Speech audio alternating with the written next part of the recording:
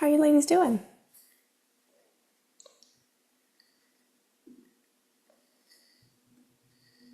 Got a few more coming Doing here. good. How are you? I'm doing good. How was your Mother's Good. Day? It was good. It was pretty relaxing. Good. How was yours? It was also pretty relaxing. We went for a Nice. hike. I got to pick out dinner. Had a Good fire. stuff. Not a bad day at all. Nice. I wish we had fires down here. Yeah. All right. We got a few more people. Sorry, I was running just a little bit late this morning. I just got off another call. Awesome. Well, let's get started. If you guys are new to community calls with me, you can ask me anything. It can be related to what's happening in your protocol, what's happening in your body, if there's anything new, anything at all. I am here to help. You can pick my brain about absolutely anything that would be helpful for you. Okay. Ya subí tomó. And you can unmute yourself if that's easier, or you can stick it in the chat. Totally up to you.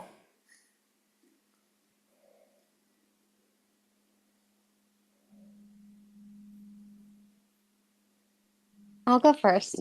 Okay. Hi, Elena.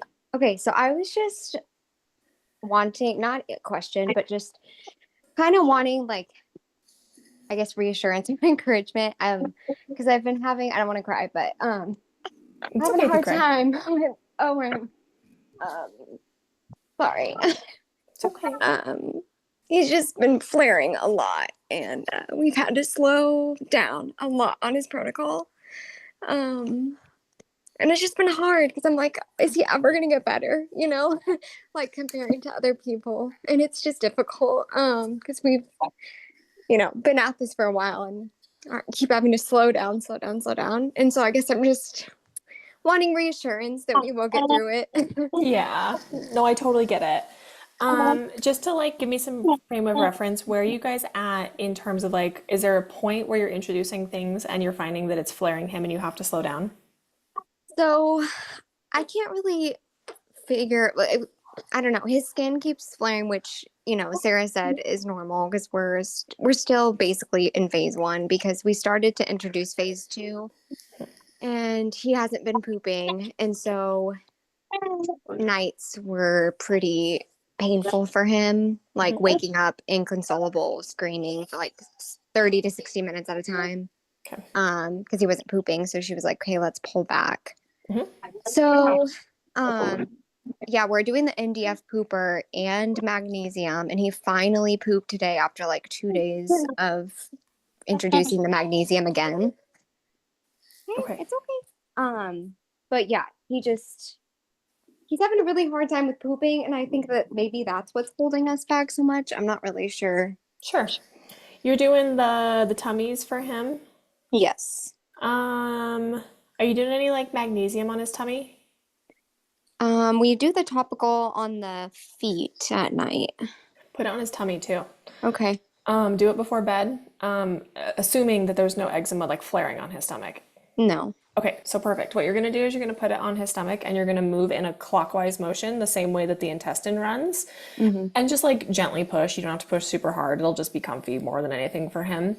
Even for just like 20, 30 seconds or so, that can be helpful because it'll absorb directly into the intestines there. I would try that since you already have that. Do you have any other bowel supports on hand by chance? Like NDF pooper or any oxy powder, anything like that? Yeah, we're using both the NDF pooper and oxy powder Okay. every day. Okay. How much of the oxy powder are you giving him? So we started the NDF pooper, and Sarah said to take out the magnesium. We did that for 4 days, and he didn't poop at all. And so now this is the second or third day that I'm doing the NDF pooper plus a half a capsule of the oxy Okay. magnesium. Any bowel movement yesterday? Yes. Okay. Or Good. not yesterday, but this morning. Okay, great. So, Okay. yeah. Okay. Stick with that. That's going to be helpful. I do think you're right in terms of typically what we see is with skin flaring, it's going to be directly related to constipation in a big way because he's not able to eliminate any toxins as a whole, like internal, external, anything. And so it'll start to build up and you'll see those flares that follow the constipation. So the more that we can keep bowels moving, the better. Obviously, we're trying to skirt that fine line of like warrant a bowel movement, not give him diarrhea more than Mm-hmm. anything. Don't feel like you can't play with the amount there a little bit. So like with the oxy powder, if that is seeming to help, if you're doing like half a capsule and you're not seeing anything and it's like getting later in the day, you can always do a little bit more. Just go slowly with it. Don't increase the dose like drastically by any means. The nice thing with the oxy powder, and part of the reason why we like that one so well for kids, is that it's not going to change osmotic pressure in the intestines, and so it's not going to change water retention and give him watery diarrhea to dehydrate him. Mm. More than anything, it's going to stimulate bowel motility. Now, that being said, you might not have to do anything like that, especially when you start doing the magnesium on his tummy. Okay.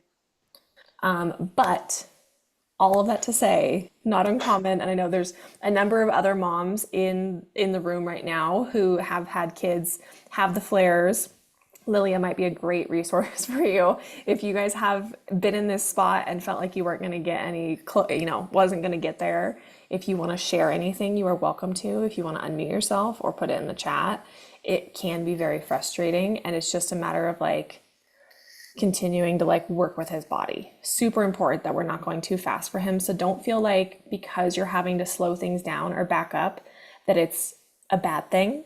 It's totally normal. This is why like it's very important to understand that like all eczemas are different. All kids are going to respond differently, and we just have to move at the pace that makes sense for them.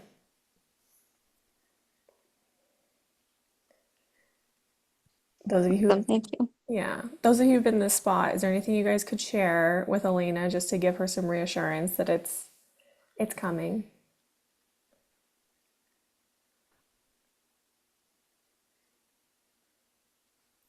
Hey.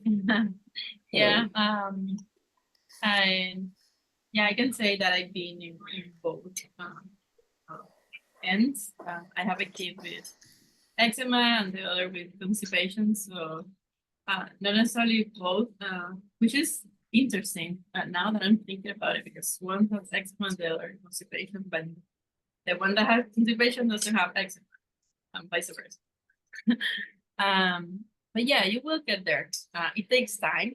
That's something that I learned, and especially since having two kids, I been able to compare like each one is different, so everything is different and every situation is different. But maybe one's get faster than others, but we all get there. And I have seen it with my kids. We've been working with Deidre for, I would say, for 3 years at this point, back and forth. And yeah, it takes time, but we will get there. And Absolutely. you're in the right place. Yeah. The other thing I will say too is this is part of why we have the program set in like that 6 month duration. Even though the protocol is not really intended to be a full 6 months, we want you to have the time and space to go at the pace that makes sense for him. So there's no big rush. It can definitely cause some issues with the para one, and I'll talk about this a little bit more with you, Jing, too. Is the para one is we're starting to introduce that. It is anti-parasitic in nature. It starts to break down biofilms. Biofilms are something that pathogens in the GI tract use to protect themselves from the immune system. But when we start to break down those biofilms, they start to become a little bit more reactive and cause more issues and more symptoms. And so when we start to introduce these things, it can cause some changes, this is the trickiest part once you get past that second phase where you guys are at in your own protocols is kind of where we're actually starting to do some rebalancing of the gut. And so it's not uncommon to see flares there. Got it. Thank you. I have a stuffed nose. That's why. That's okay. All good. Yep. With the fussiness at night, more than anything, I guess, like the magnesium might be another good option too for you guys, just like trying to get things calm. Know that it might, and also, if you guys didn't know, I don't know if it's like today or tomorrow, but the full moon is happening right about now. When is it in May? My lunch over there, like it's like that's most likely. I think it's today. Okay, it's today. That's what I thought too. I was like, I know it's very close. Yep, it's today. So One of the things that happens with the full moon is your body naturally produces less melatonin, and less melatonin allows for parasites to be more active in the evening in particular. Kind of keeps them less sleepy too, the same way that it keeps us less sleepy. So if you're seeing yourself or your kids be a little bit more restless, not sleeping well, that is a normal thing. We'll get better, especially as we get through eradication of everything. Got it. Then what is the good? Well, I may can go back to see the protocol, but then like, what is a good way to provide her magnesium? Are you talking about like topically? Yeah, Yep. topically or because I don't have any. I may have some supplement for myself for it, but then I don't know what to give it to her. Yeah. You might send us the brand that you have and then we could take a look at dosage on it. But typically for kids, we're thinking about something like the Goodnight lotion from Earthly. There's also one, I believe, from Ancient Minerals that you can get on full script. And it just has a magnesium in like an oil carrier. And so you can put it on topically. Great for like putting on kids' tummies, on the bottom of their feet. It's just kind of like a nice lotion. The only thing is it can be irritating if there is any rash there. So you just want to just be mindful of that. Okay, sounds good. Awesome. All right, I see your question here, Rachel. I realized before this call I've been taking double the dose of calcium D-glucarate for an unknown amount of time. That's okay. Maybe for 2 weeks, taking 2 tablets twice a day instead of one. The last 2 or 3 weeks have been a blur. You've been very busy. I know you've had a lot going on. I don't think you should be worried about anything. Just go back down to the normal dose. If anything, it was just going to be extra supporting glucuronidation in the liver. Not a bad thing necessarily. Totally. If I finish the paras before that, should this extend into the next? Like, oh, never mind. Never mind. I already answered my own question. We're good. Are you sure? Yep. Okay. It was in my phase 3 too, so Okay, perfect. answer my own question. Yep, keep going. We want to make sure that you have liver support in place throughout, just so that there's not any additional burden on the liver as you start to do that. Thank you. Yep, perfect. I have a I quick. have a question. Yeah. Oh, go Yeah, ahead. I'll have you go, Yelena. Okay. I have a quick, maybe two-part question. So, we tested our home before we joined the program, and there's some concerns for mold. I haven't gotten my lab review just yet. I think I have it scheduled for tomorrow. Perfect. So I have a question. We did leave our home temporarily, just while we're waiting on those results. And is it possible that once you leave that environment, that your body can start detoxing on its own? Like, Great just question. Yep. So it is entirely possible. So sometimes what'll happen, and I think this is what we had seen happen for you guys actually, is when you had left for a couple of weeks, skin flares yes, went yeah, down, right? yeah, So yeah. what happens is you become less reactive, which is a Mm-hmm. little bit different than detoxing on your own, what I Yeah, would say. So it just means that the immune system has a chance to no longer be actively fighting against mycotoxin yeah. exposure. In terms of like detoxing, it's a little bit tricky because one of the things that happens with mold exposure is that there's Mm-hmm. colonization of the body, Yes, meaning that the yeah, fungus starts to live in the sinuses and the GI tract, and then it continues to produce those mycotoxins from the inside out. yeah. So while you might not be seeing those big skin flares, there's likely things that are still happening under the Oh, surface. yeah, yeah. Well, I was gonna like get into detail a little bit. So my other kids started showing like weird, random outbursts and things like that. So I'm like, is that their body like getting rid of something? Because my other little one, like he's an angel baby, but now he's having like some weird like emotional Yes. outbursts and things like that. And I'm like, and my daughter too. And I'm like, okay, they were never like this. I don't know if it's just like a change in environment overall where they're like not into their daily routine or what, or if it could just be like, you know, Yeah. Have you started seeing the toxins behavioral leaving change? their body. So it's been since you left the home, right? Yes, yeah. Okay. Yep. It's been about 10 days since we left. Yep. It's likely that their bodies are now able to mount an inflammatory response. So what that sounds to me is something neurological is happening where there's inflammation occurring in the brain. And so they're just a little bit more irritable and having outbursts and things like that. And so that can happen as a result of like because it's obviously not been impacting them in the same way. So Yeah, no. it's just something that their bodies are kind of working through to try and resolve it a little bit. Similar in terms of like the skin flaring. It's more of like now we can mount a response because there's not an active threat. Mm-hmm. Okay, yeah, that's just all kind of adding up and Yeah. making sense. And then another question, I'm not sure if I already maybe even asked this maybe through chat or somewhere, but for the Perilla pills, um, we've been doing half a pill in the morning, half a pill in the evening. Just wondering like how and when we should see it start to work Yeah. with like Um, the histamine yep. intolerance. How much does he weigh right now? Like 25 pounds. Okay. Is it not helping a ton with the itchiness? Maybe it is. Like he's still pretty itchy, but a lot of his skin is flaking off, so I don't know if that's like causing more itchiness, um, Yeah. but I'm also not seeing as many flares, but we also left the home, so I don't know if Yeah. it's all, Yep. So one of the things that can happen when there are like the open sores on the skin and that then Yeah. heal, like when you like Yes. skin your knee and then it's itchy but Yeah. it's healing, that's Yeah. likely what's happening right now. Yes. Yeah, that's So what is happening. yeah, so what I would say is I'll chat with Sarah just to see if we want to increase the dose in any way Mm-hmm. or if we want to switch to something else. But my suspicion is it's actually that the wounds are healing and so he's Yeah, itchy yeah, from that perspective. yeah, So, as much as humanly possible, try to keep him from scratching it. Or if you can, yeah, I know they're like some bigger wounds, but if you can like put bandages on it just yeah, to like keep him protected, if yeah, when he's not being monitored or when he's like sleeping and just like being a little bit itchy and yeah. restless, might be a good idea. But I think it's just that the things are he's actually healing. Feeling, yeah, yeah. Okay, that was it for now. Okay, Thank sounds you. good. Good. What do you got, Shannon? Yes. Hi. Hi. We're in phase 2, so we started full dose about a week ago. Okay. He's doing pretty good overall. He seems to be tired a little more than usual. Do you think that's from that?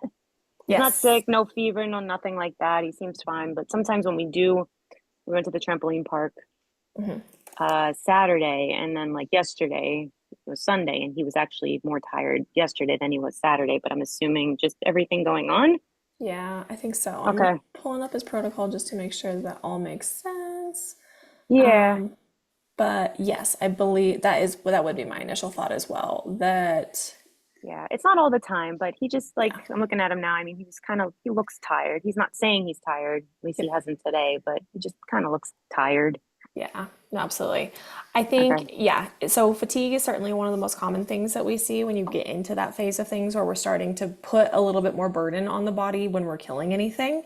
So Okay. I do think that makes sense. The best thing you can do is like let him rest as much as he Yes, we wants to. have. If he's like, I just need a nap a little bit or whatever it is, even if that's out of the ordinary, No, it's fine. yeah, I would just let him rest more, but that's All okay. right, cool. Yeah, we were just wanted to double check with you and Julia. I messaged her earlier and she said pretty much the same thing. Yeah. So Yep. As long as there's no fever, no change, like drastic changes in bowel movement, nothing like new as far as like the lymph nodes goes. I'm not concerned about the fatigue. no, that lymph node that was swollen that I talked to you about seemed to have gone down. So I'm guessing the jumping and everything. So that's good. Good. Yeah, Good. so I'm happy about that. Good. I'm glad. And Yeah, perfect works out great for him. They can go play at the trampoline park, which is a great yeah, idea. yeah. And then I have one more question. With his face, I mean, it's everything's looking like a lot better from like, of course, the beginning, but he's still getting like flaky, like almost looks like a sunburn peel. Like it Yeah. was gone, and then it started coming back again. But then I Okay. wasn't using the ozone, the Yep. cream, the stuff, but I Yep. started putting it back on, and it Mhm. seems to have helped. I Okay. mean, just continue that.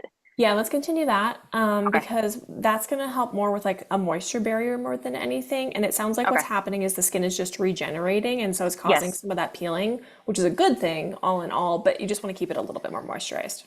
Okay. Sounds good. Thank you. Awesome. Cool. What else?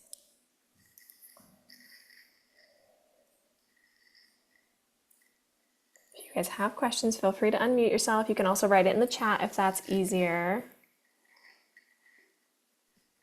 Hi, it's Kayla. Can you hear me? I can hear you, Kayla. Hi. A couple different things. Things are going pretty well. I seems Clay's tolerating everything from foundationally. I just ordered all this stuff to get into the nitty gritty. I guess my first question is, and I've been talking to Elise about this as well. I'm trying to figure out like what I can add back into my diet, into his diet, especially like protein and stuff wise. Like I'm not eating eggs right now or anything dairy. And with 2 kids and working full time, it's like insanity. And I'm eating more oatmeal and things like that than I would like to be, but just timing wise. So I'm trying to kind of test with him. We know that he's not allergic to eggs because he got like the testing done and it said, well, we got it done for egg whites. And so not egg yolk. We've been giving him yolk, almost like a spoonful and a half, like a little spoonful and a half, just slowly adding to it each day. Like we started with a drop to see how he kind of would react. Because obviously, just because he's not allergic doesn't mean he can't have a sensitivity. My daughter is allergic. But he still gets like random. We're on the Aaron regimen right now to kind of keep him comfortable, which has been really, really helpful. And he's gets little spots here and there, nothing like it was before. So I'm having a hard time figuring out like, is he getting these little spots now because he's reacting to it?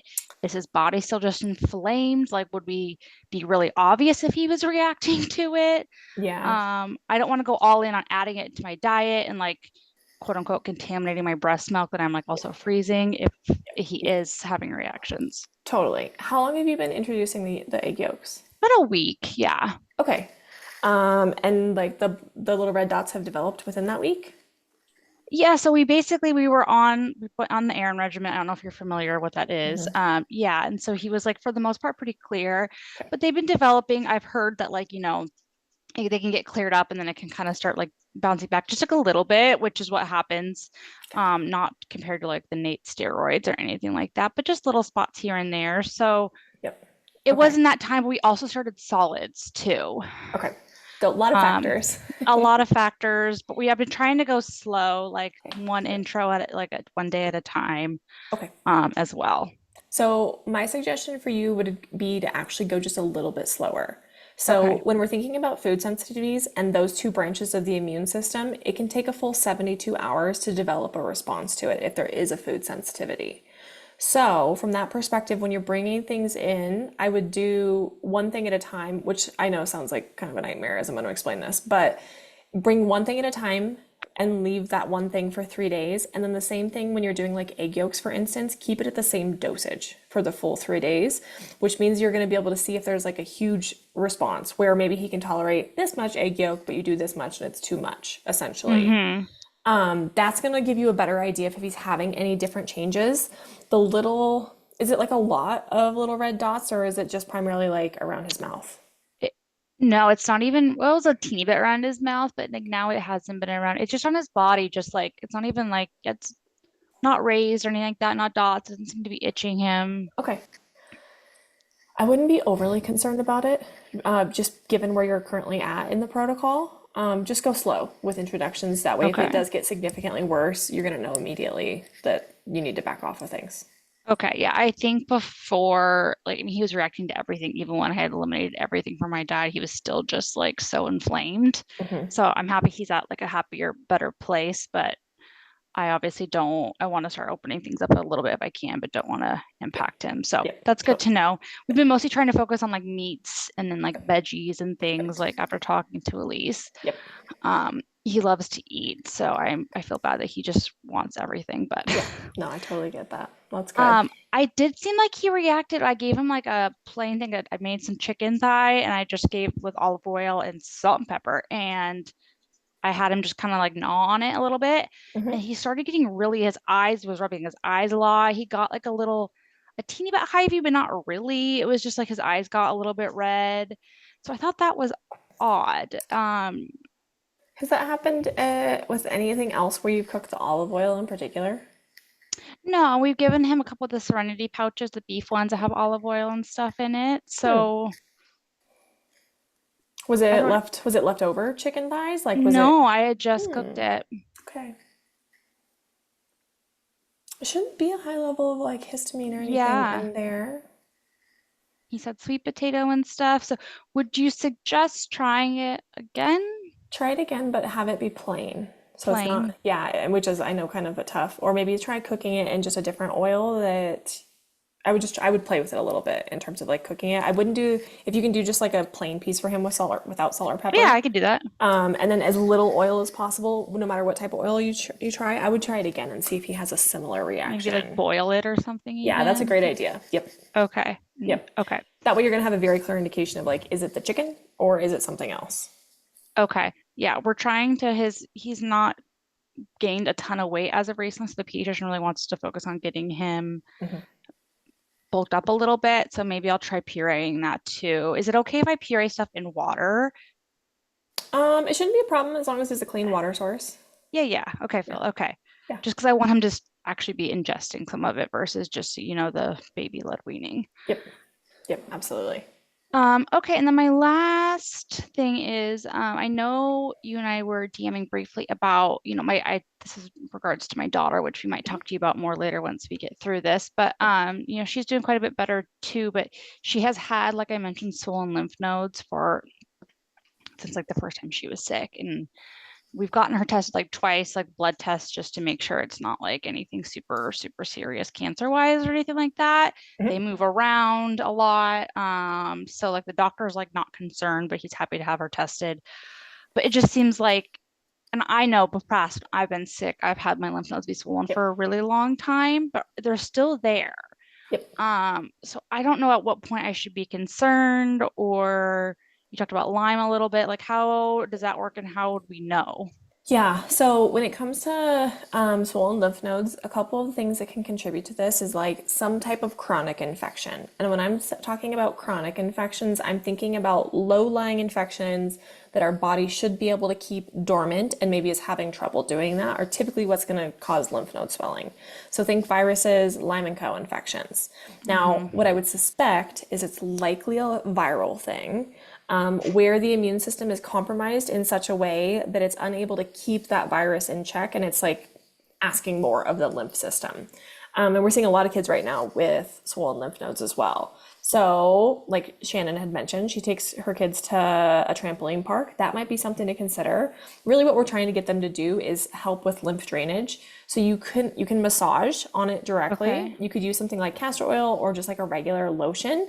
And when you're rubbing on lymph nodes, you don't want it to be like pressing hard and like pulling on them, but you just want to massage it and like think about going all the way down because it's behind her ears, right? Okay, so you're gonna go all the way down to the bottom of her neck. There's a video, let me find it and I'll put it in the chat for you and anybody who's interested. But you can do this with kids, even though it's designed for adults. It's called Dr. Perry's Big Six Lymph Reset. And you can do this super gently, but try this. We want to get them bouncing. So if it's like jump rope, bounce on a bed, bunny hop around, play hopscotch, things like that can be really helpful for getting the liquid in the lymph moving and draining properly so that there's an opportunity for any viral infection to like leave that area. But then the other side of it is making sure the immune system is robust enough to keep those type of chronic infections in check and in a dormant state. Viruses and even things like Lyme ultimately never leave the body, but if the immune system is healthy, it's able to keep those in a good place so that they're not causing symptoms where you're seeing like the swollen lymph nodes or anything else. Okay. So at this point, we don't necessarily need to be like majorly concerned, especially, I mean, she's generally like compared to other kids. I mean, she's not vaccinated, but she is generally pretty healthy. Like, I mean, we went her daycare, she got sick quite a bit at first, but she doesn't get sick very often. So Totally okay. Yeah. Okay. I would try some lymph stuff, get her moving around and bouncing and see if that helps. But I mean, you've done all the right things for screening out anything big and scary. So I think it's just something that her immune system just needs a little bit more support to be able to take care of it on its own. And if it were something like Lyme, what are signs of that? Great question. It's a little bit tricky with kids. Let me read you a list of symptoms. That way I don't miss any big ones. Because they're not all applicable to kids, so that way I can pick out the right ones for you. So swollen glands is one of them, ultimately. If we're seeing a big changes in weight or appetite, it can also be like fevers, chills, flushing that doesn't make sense, a sore throat that won't go away. Sometimes an upset stomach or changes in bowel function, especially if it comes on suddenly, where we like switch to one, either constipation or diarrhea, and then get stuck there. They'll complain often of like chest pain or rib soreness, where they say like their chest hurts or they have headaches. Any like joint pain, stiffness, if they're like my knee hurts and it like comes and goes sort of thing, or if it seems to migrate around their body where there's pain. Vision stuff is kind of hard to assess for kids, but sometimes they'll have like blurry vision or like ringing in their ears. A lot of more like neurological things, so like feeling dizzy or like having trouble thinking, or big outbursts like mood swings, irritability, or like depression that doesn't really make sense for them. And then big changes in sleep is another big one as well. Okay. Okay. So, That helps. So, all right. Well, thank you so much. I appreciate it. That's all I had. okay, awesome. Yeah, a lot saying swollen lymph nodes can be parasites too. Yep, so lymph nodes are a tricky one, especially when they're chronic. So a lot of times just got to get the immune system rebalanced so that it can handle those type of things. What else?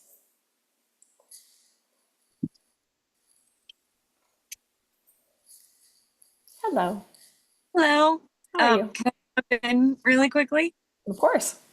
Okay, thank you. My 1.5-year-old is on the protocol. We're working with Julia, and we've seen a lot of progress. But she's just gotten through phase 2. Okay. And at the end of it, she started getting, she's had these sores on her back, like kind of circular sores. I think I emailed you about. And Julia is very aware of these. She has photos and everything. And so we've been kind of working on those. And so they've just been oozing a lot, like really weepy, more than they had been.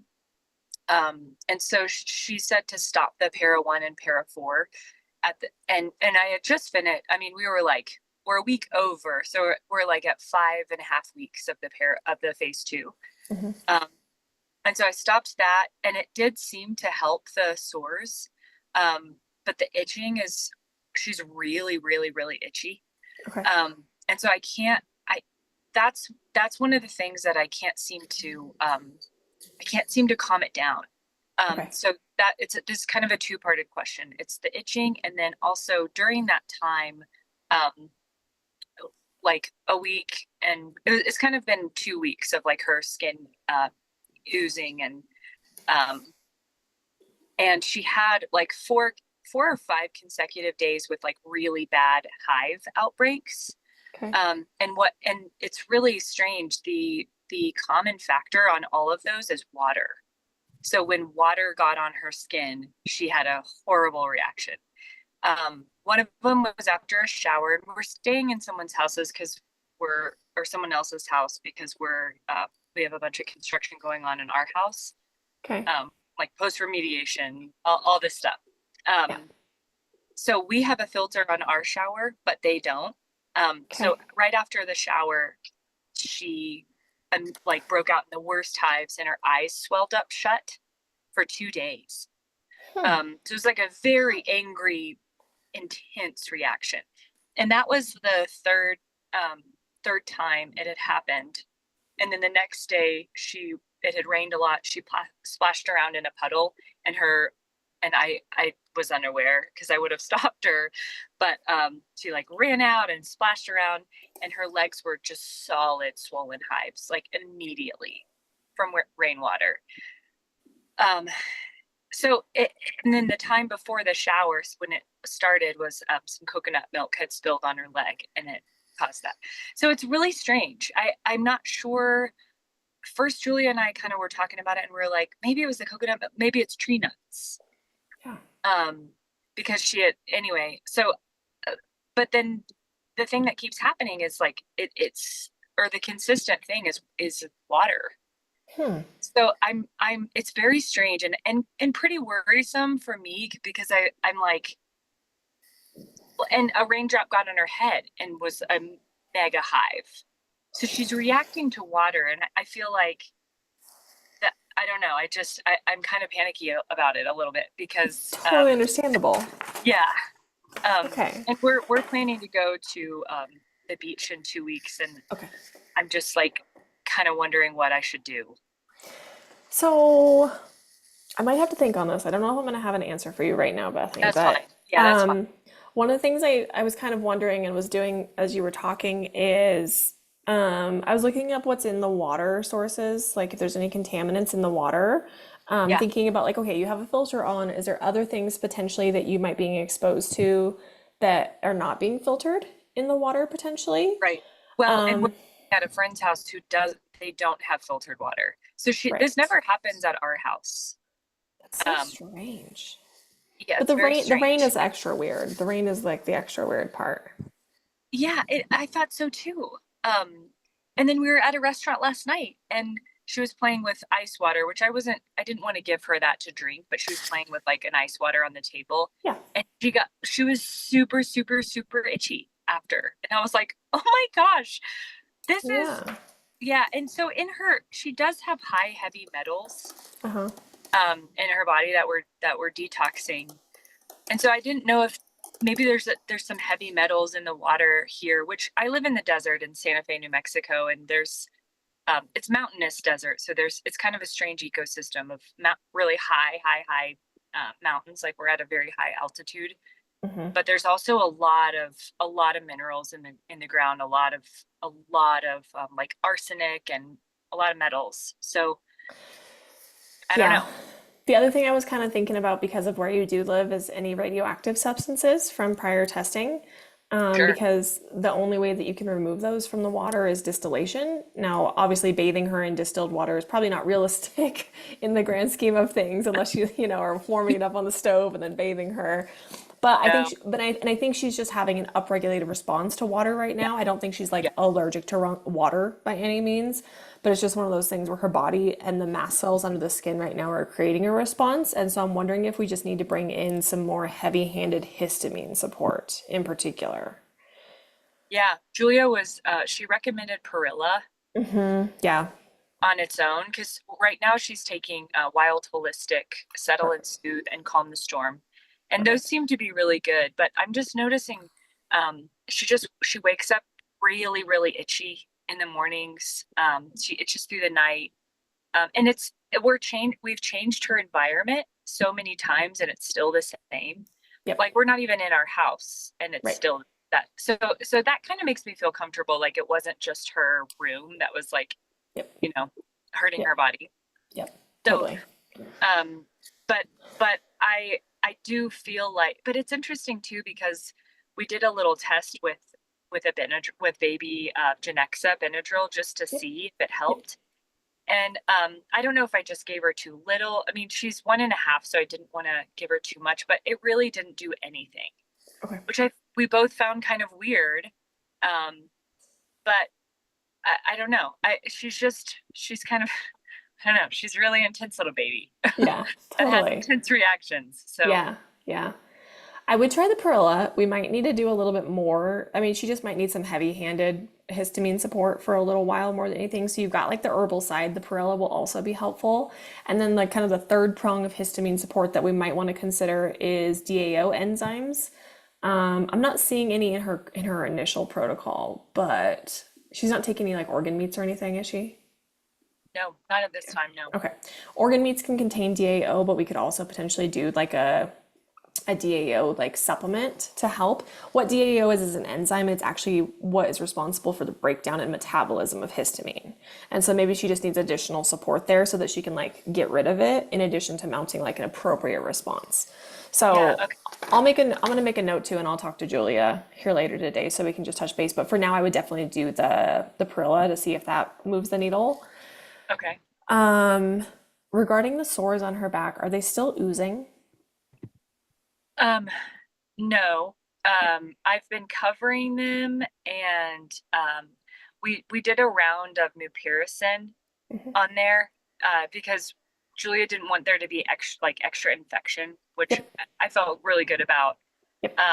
And so for the past, I guess, 3 days, it looks like they're kind of scabbing over. Okay. What keeps happening is that she keeps, I think, itching them off. And I couldn't tell. It was kind of a combination of both. She would itch them out off, but also they were oozing through the scabs without Okay. her itching them. So it was kind of both. Okay.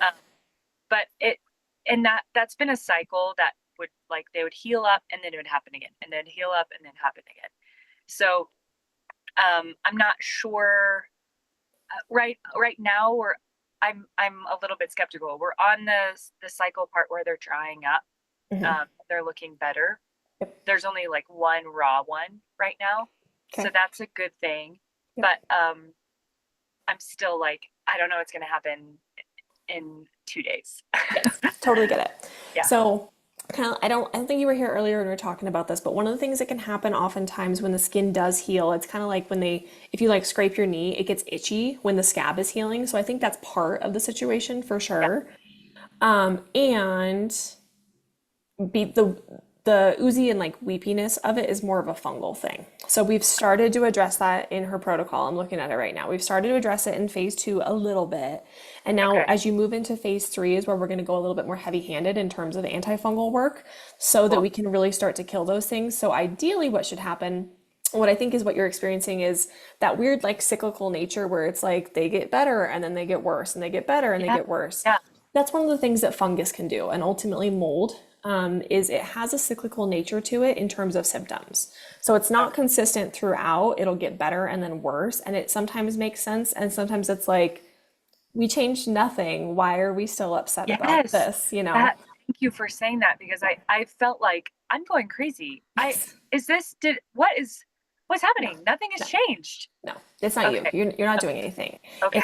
It's the fungus in her body that's doing it. It's not you. It's not a food. It's not like she touched something weird or anything at all. Yeah. So I do think that as we get into I've been this racking my next, brain for a year and a half. Like, Totally. okay, if I could just pinpoint, maybe it is nuts. Wait, maybe it's not. I don't think it's nuts. Maybe it is. Okay. Yeah. Okay. No, totally. This next phase is really going to start to go after that. So I know you're kind of getting to the point where you're wrapping up phase 2. Do you have a plan for moving into phase 3 here shortly? Yeah. So, she wanted to wait for a minute. I think we're going to talk tomorrow on the call, and I think, like, I feel good. She said we'll probably just move into phase 3. Since we've done it phase 2 for almost 5 weeks. She seemed like it's probably time, but she just wanted to give her system a little breather just with all those sores. So yeah, I feel ready to start phase 3. I'm excited. Yeah, absolutely. It'll be really good. Just takes a little while to like get things stable, and yeah, it's not you. You're not doing anything wrong. Don't drive yourself too crazy. It's just like we gotta start killing some fungus. Okay. Yeah. All right, that's great. That's really helpful. So I'll talk to her about those 2 things, Brill and Dio. I'll touch base with her too, so just so we're all on the same page. Thank you so much. Yeah, Okay. of course. Great. Thanks. I'm glad that was helpful for a few other ladies too, just to hear like, hey, it's not you. There's not a trigger. What's causing this? It's the way that organisms live in the body. They cause things even if nothing changes in the environment or the terrain or the food we're eating or anything. And you can certainly drive yourself crazy trying to figure it out, but it's more of like an internal issue.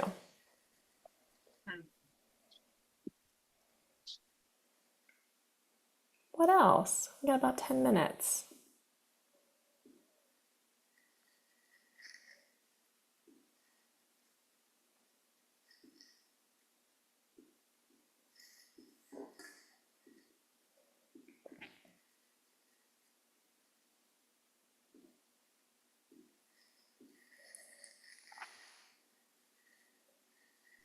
Okay, if nobody else has a like protocol question, this is a kind of out there question, if that's okay.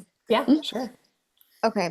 And this might be something too that I don't know. So, I was wondering if just thinking about like in next pregnancies and stuff, if you have seen any correlation, because the doctors will tell you if you get preeclampsia that it's like, oh, it's just this random thing that happens. We'd have no idea what the cause is.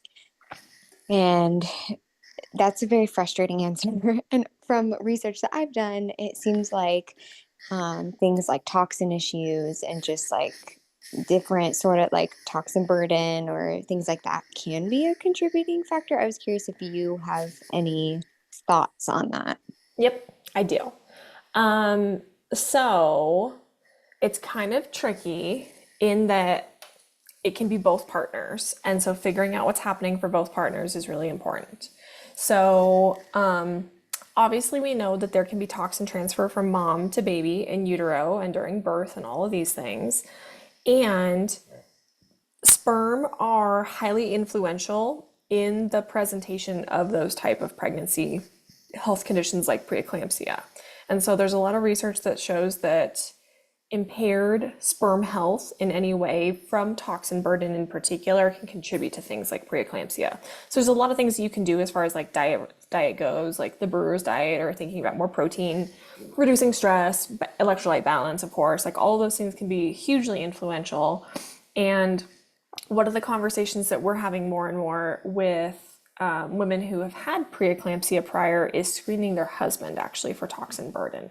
Because we know that, particularly when we're thinking about things like mold, but this is true of like metals as well, is that they can change the morphology and motility quality of the sperm for men. So even if there's enough sperm, the count is great, quality can still be impacted in a big way. And when we reduce that, while also thinking about like what's happening on the female side so that we're not passing things on to kids, right?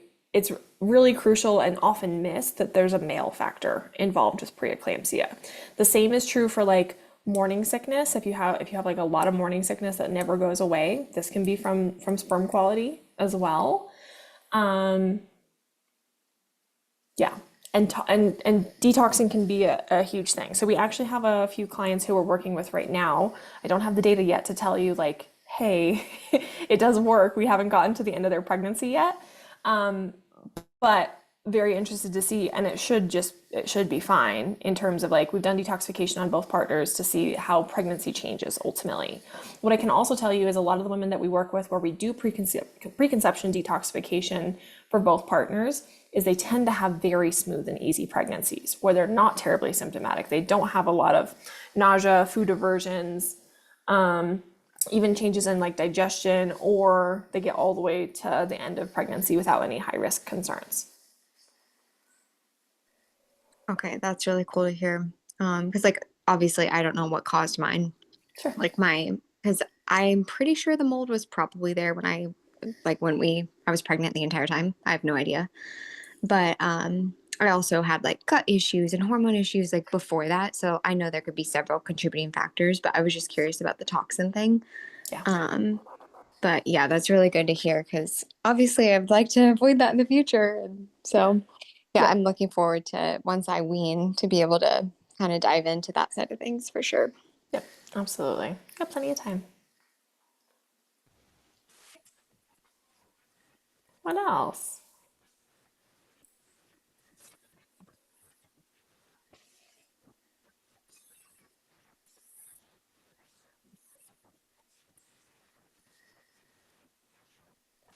Oh, good. I'm glad you were able to make it with us, Rachel. Thanks for coming.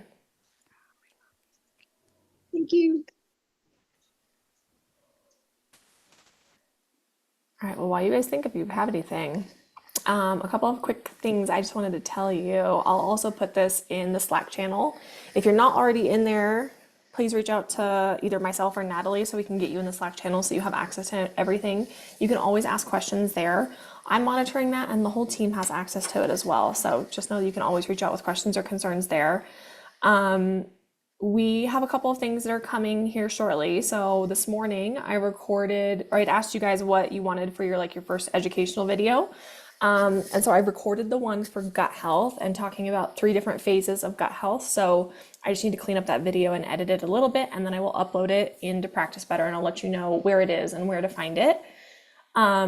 I also have a conversation recorded with James Berry. He owns Pluck organ meat seasoning. If you guys aren't familiar with them, basically what he has is desiccated organ meats in combination with seasoning that you can put on like meat or your food. He even puts it on like pizza for his kids. And so it's a great way to get like a very nutrient dense food in a way that's not a capsule. It's not an additional thing you have to give your kids. But the reason why I wanted to do this, particularly since we have so many kids who have histamine issues, but this is also like very nutrient dense food, is it'll have those DAO enzymes in there to help with histamine support.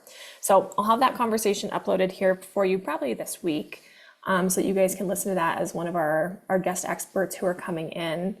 And then in a couple of weeks, I'm having a woman named Amanda come in, and she is a clinical psychologist. And she's going to come in and talk about a number of different things, but talk about like rumination of symptoms and like fear of things. And we have a lot of women who are high achievers and want to do things perfectly, right? I'm one of these. And so she's going to come in and talk about like how all of those things start when we're kids, tools that we can use to support those things, just so if it's you, great, it can be supportive for you. If you're a mom, this can be supportive for you as well. But a lot of really great tools. So she's going to be coming, I believe, on June 2nd to talk with us, and that's going to be a live call. So I will invite you guys to come. That way you can ask her questions if you would like to as well on that. And then I believe there was one more that I wanted to tell you about. I don't remember what it was. I'm also doing something with Microbalance Health. So just a heads up for you guys, Microbalance Health is something that we recommend for a lot of you. They have a laundry additive that kills mycotoxins and mold in like laundry and bedding and things like that. We're going to be doing a giveaway with them. So I'm doing some collaboration with them to help spread the word about how mold is impacting kids in particular. And they're going to be doing a giveaway and giving us some products to give away as well. So just a heads up on that you guys will be able to enter to win those things, and then also be able to share those in case anybody else needs some help too. So a lot of really cool things coming. Awesome. Is there anything else I can help you guys with? I know we were just like 3 minutes, and I just put the baby into car, so I got the chance to talk. Well, like we're trying to give her KL support, and then it's a little bit being hard. And then my husband's a little bit afraid that she will be developing food aversion as we're giving something really bitter. Yep. So we're trying to give her with the maple syrup, but then like with the dose with this maple syrup, it cannot give her the full dose needed for the kale support. Okay. So I just wanted to know, like, what would you suggest? Yeah, I totally get where you're coming from, where you don't want it to be like she's not eating any food because she's scared that there's something that's bitter in there. As much as possible, try to vary what you're putting it with so that it's not like creating confusion of like all food is unsafe by any means, and pair it with things that are particularly sweet. So even like if you're putting it with strawberries can be one of the easiest ways to get in things that are bitter. So even just if you're chopping up the strawberry, just putting a little bit on the inside, like cut a little slice, put a little bit in there and give it to her, and don't have it be like all of the bites that she's having. So like start with some normal strawberries, like she gets going on things, and then give her some of the ones that do have some herbs in there, just to help mask the flavor can be really helpful. You can also put it in drinks if you haven't tried that. So if you can have like a special smoothie or a drink or something like that, that can be a really good way to sneak that in too. Those of you who are giving your kids herbs, do you guys have any other ideas for how you have found this works for you? Because you guys might have better ideas than I do even.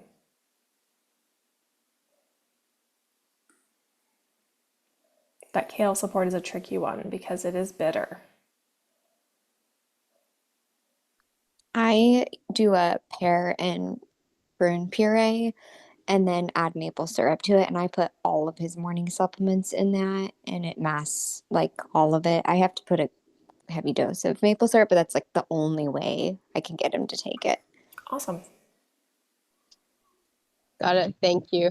So, so I guess it's fine to put binders and then everything with it. Yep, you can put it all together. If it's labeled as you can take it with food, they can all go together. Okay, that sounds good. Yep. Thank you. Yeah. All right, we are at the top of the hour, so I will let you guys go. I'll have stuff into Slack later this week for you, so you have access to some new things. But if you need anything, please don't hesitate to reach out to us. Thanks. Have a great Monday.